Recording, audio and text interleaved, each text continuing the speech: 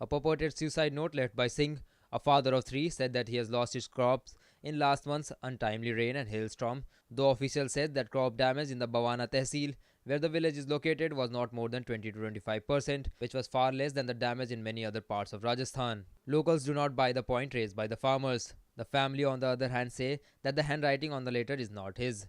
Leaders have through the day continued to call it a mere game of TRPs and politics.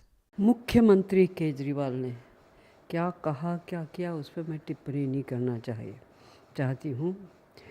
वो अब मुख्यमंत्री हैं और क्या उनका रिस्पॉन्सिबिलिटी है वो खुद ही जानते होंगे। लेकिन ये बात बिल्कुल सही है कि किसानों की आत्महत्या पर राजनीति नहीं होनी चाहिए।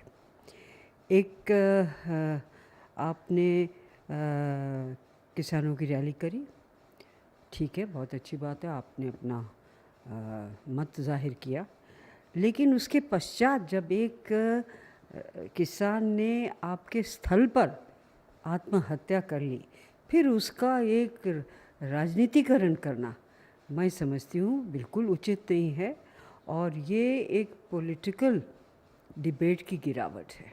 On Thursday, opposition member had created ruckus in the Lok Sabha and Rajya Sabha over the incident, leading to adjournment of proceedings even as the centre said it is ready to discuss the matter. All this at a time when Gajendra Singh's brother has alleged that he went to the rally only after speaking to Delhi's Deputy Chief Minister Manish Sisodia. I am happy to learn that at least Arvind Kejriwal has confessed that there have been a few mistakes on their part.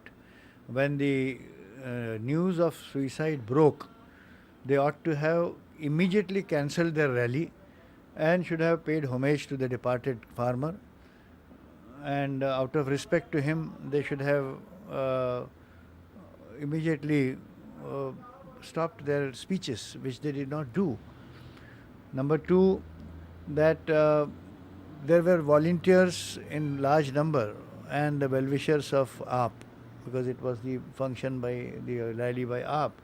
Why none of them could come forward and rescue and prevent this suicide?